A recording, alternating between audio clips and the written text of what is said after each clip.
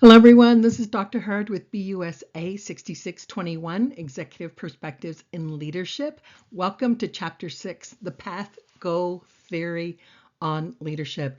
And honestly, this is one of the most straightforward theories on leadership, and I'll show you why. So, in my words, the path goal theory on leadership, it's basically like the GPS of leadership. It is follow the steps, get to your goal, and anything that you find along the way, you need to just overcome it. Okay, you're going to eliminate the barriers to it. So this is kind of like a map approach. So the example I came up with, you are trying to find a spot in the campus parking lot and you're going to have two friends with you. One of you is going to be that GPS friend who tells you turn here, turn there in 5 yards, in 10 yards. That is one of those friends. The second kind of friend is, hey, we'll be fine. We'll find one. Let's try this and then let's try that. As you are kind of frustrated by finding that spot. So path goal theory basically has to have a goal at the end and it has to have the steps along the way.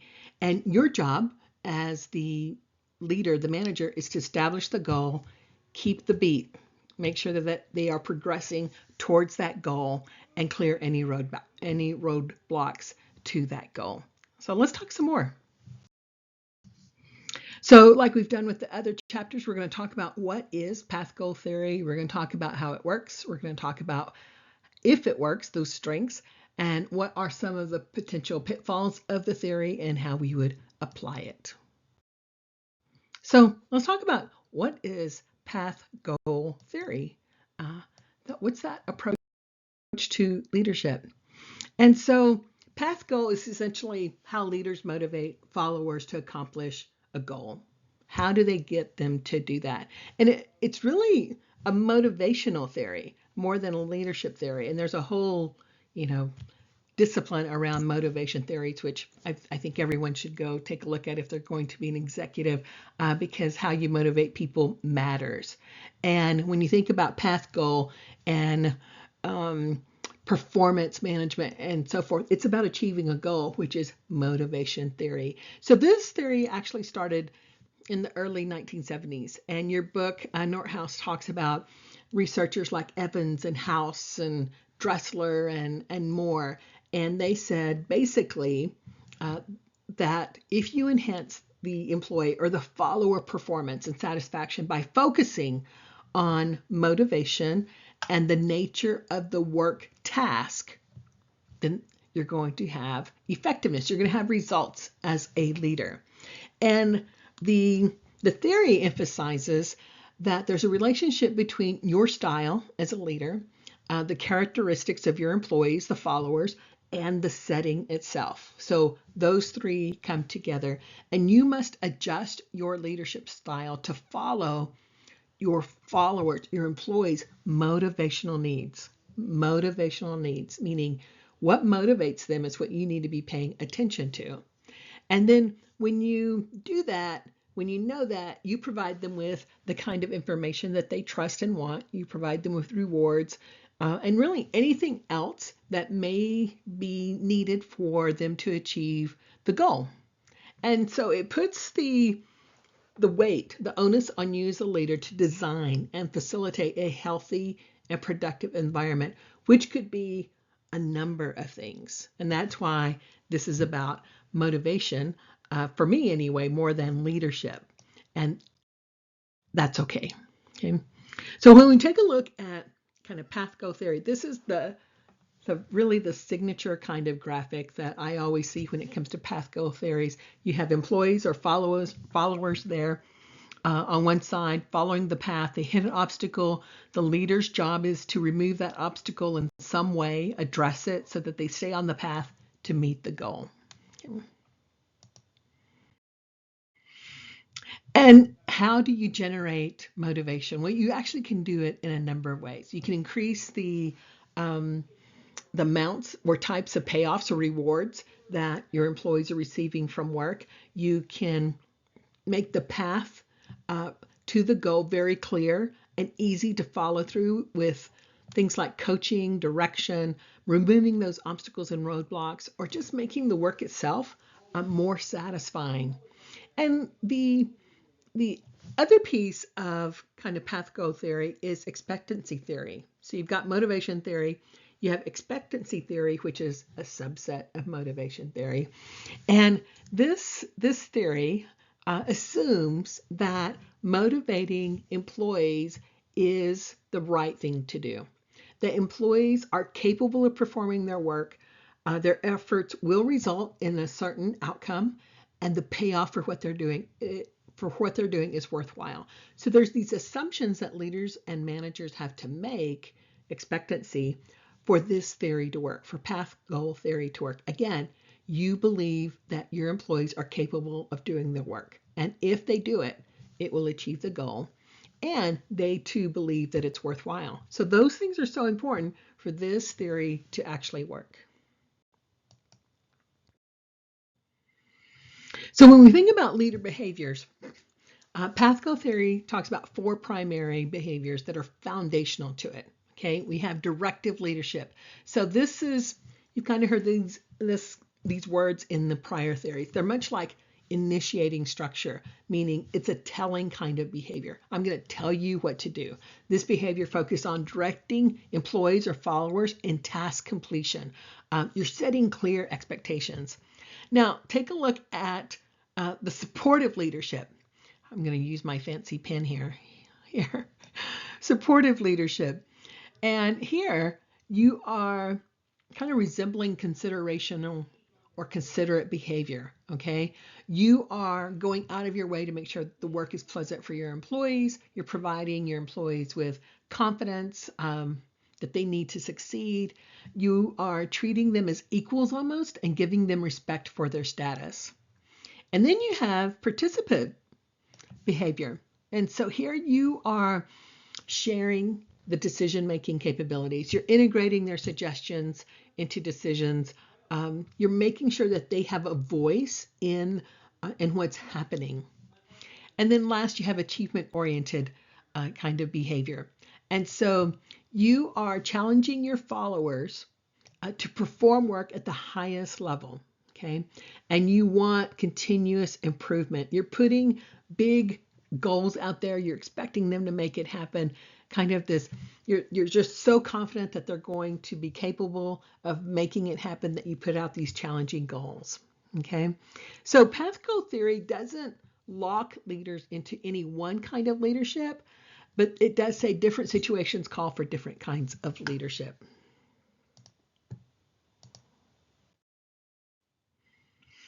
So I tried to give you some examples of these 4 styles when you take a look at it.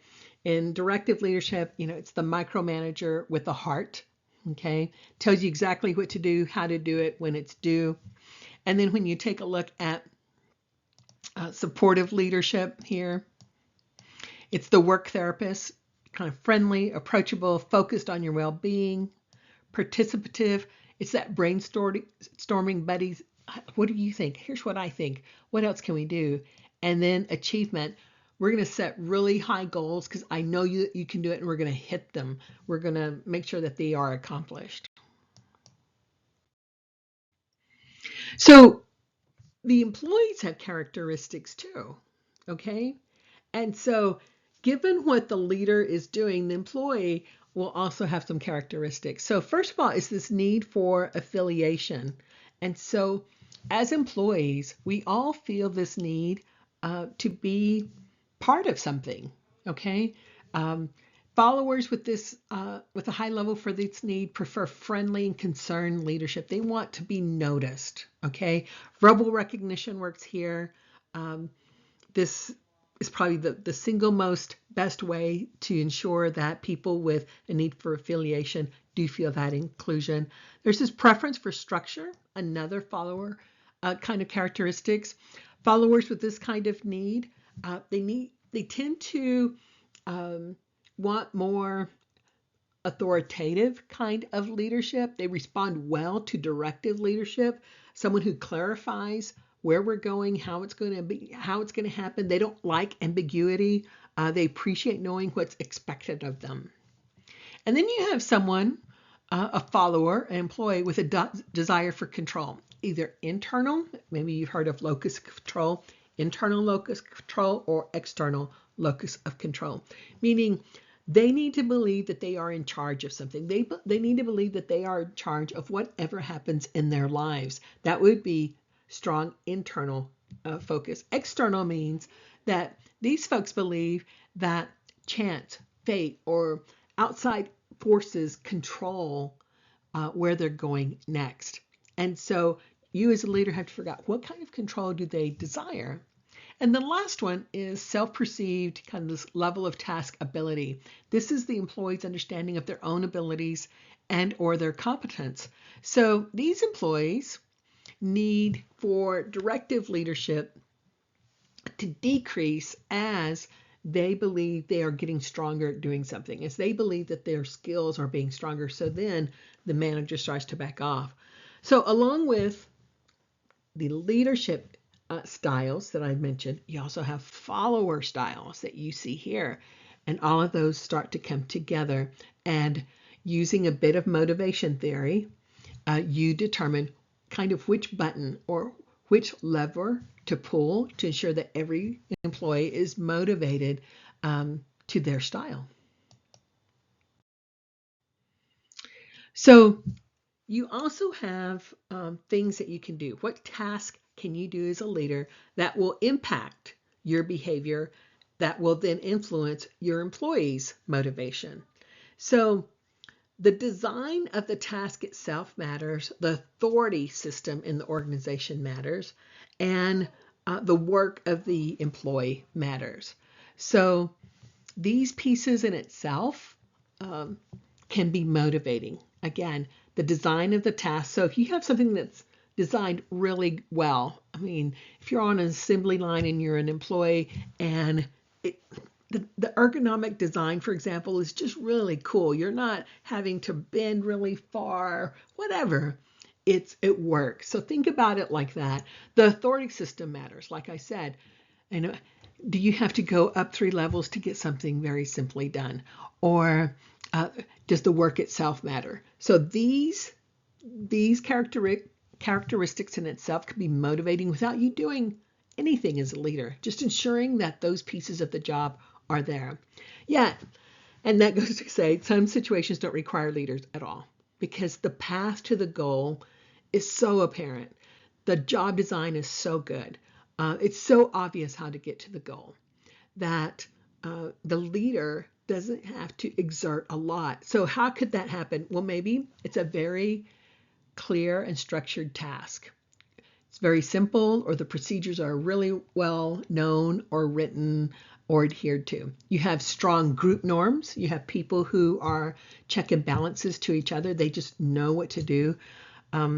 You can have an established authority system, so no one's out of line because everyone knows the consequences of what's going to happen. And so in these kind of contexts, leadership may not be necessary at all, okay? And if it does show up, it can feel controlling or insensitive. So some situations don't require leaders. And then some scenarios do benefit from a leader. And think of the opposite. Maybe the task is unclear. Maybe it's ambiguous. And leadership needs to be there to provide structure. Highly repetitive tasks actually require more motivation. And so a leader has to be there to provide that.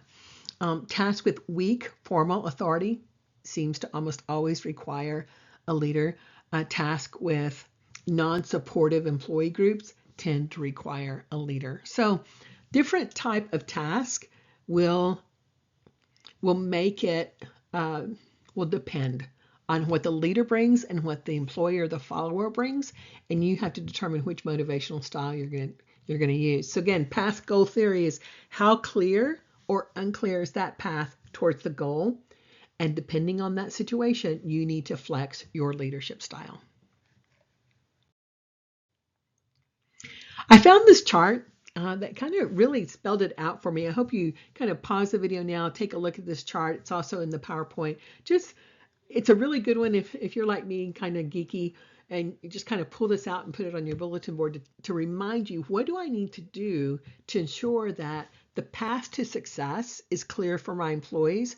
How do I need to behave as a leader to make that happen?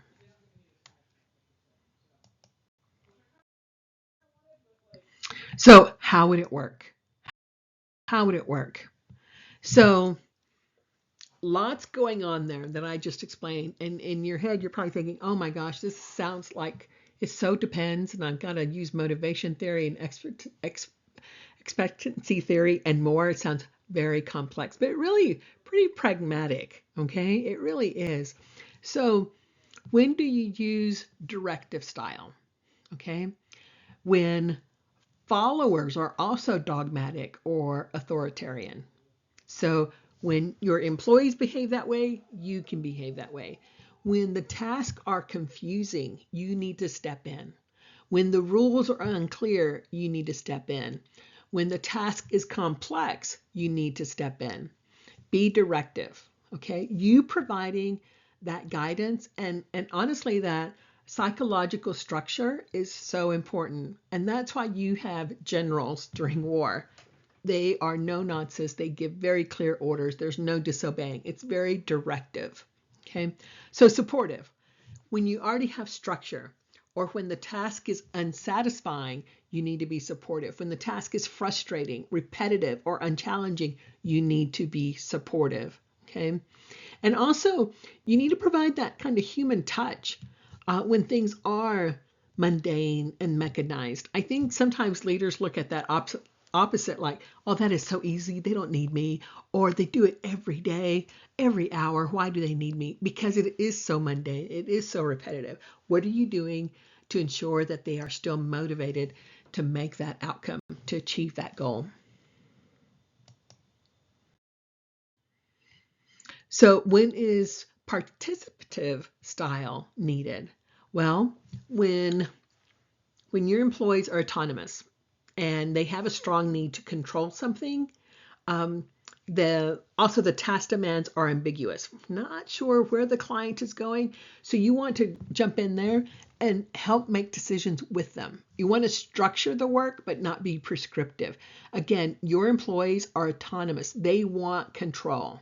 Okay, it doesn't mean that they're authoritarian. They want more involvement so that they own it. When you feel that ownership tug, then you want to start being more participative. You've got to balance that.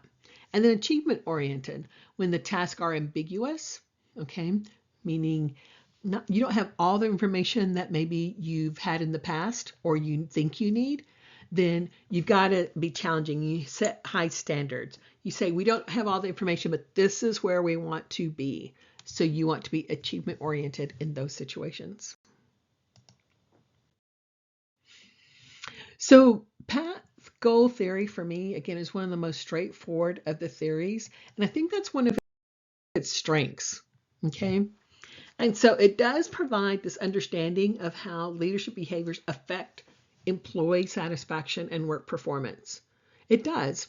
It's one of the first theories to specifically provide distinct varieties of leadership: directive, supportive, participative, and more. It was one of the first. And prior research really talked about task versus relationship. This one talks about motivation. It's one of the first to use situational contingency theories of leadership, what if, or it depends, to explain how task and followers kind of come together to change how the leader kind of motivates the follower. Okay. It also attempts to integrate motivation principles so that people make things happen. No other leadership theory to this point was talking about motivation. How do employees feel fulfilled and supported? No, kind of strange that none of them had yet to talk about motivating employees. And then it's just very practical. Demands on the leaders clarify paths to goals and help followers overcome obstacles. When you think about it, leadership is about achieving a goal. This was one of the first theories that even said that out loud. And it reminds leaders that the main purpose of leadership is to guide and coach. Very cool. So why would someone not support path goal theory? So I think the first thing is there's just this, it's complex and it integrates many different aspects of leadership and the context or contingencies that sometimes thinking about it can be confusing. It could be daunting to incorporate all those things simultaneously. Okay, what are they? Do they want control? Are they disappointed? Are they authoritarian? What's going on? So it's harder to grasp perhaps than some of the other theories like trait or skill or behavioral theories. Also, it's pretty broad.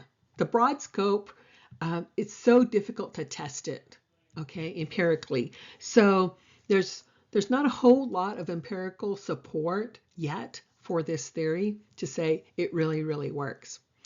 And it also just doesn't account for demographic differences in how leadership is enacted or perceived. So, for example, research on the impact of gender, being directive, supportive, or participative, has not been integrated into this path goal theory, which is, for me, really a miss, because it would be interesting to see if men versus women use one kind of approach than another. Now, I think Northouse also brings up that there's two researchers, I think Eagley and Johnson, who found that women are more participative and men are more directive, but still, there's not enough research there to tell us more. The other piece around this is that race has also been shown to be a potential factor that integrates or interacts with gender.